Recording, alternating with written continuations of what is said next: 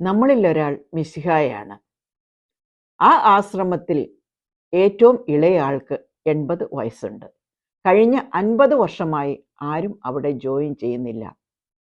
ഈ പ്രശ്ന പരിഹാരത്തിനായിട്ടാണ് ആബർട്ട് വനത്തിലെ സന്യാസിയുടെ അടുത്ത് ഉപദേശത്തിനായി പോകുന്നത്.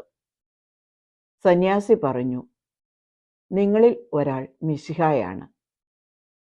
ആ മെസ്സേജ് ആശ്രമത്തിൽ പടർന്നതോടുകൂടി അന്തരീക്ഷം ആകെ മാറിമറിഞ്ഞു. എല്ലാവരും പഴയതുപോലെയല്ല, മിശിഹായ്ക്കൊത്ത ജീവിതചര്യയിലേക്ക് മാറി. അതോടുകൂടി ആശ്രമത്തിൽ പുതിയ ആൾക്കാർ വന്നു തുടങ്ങി.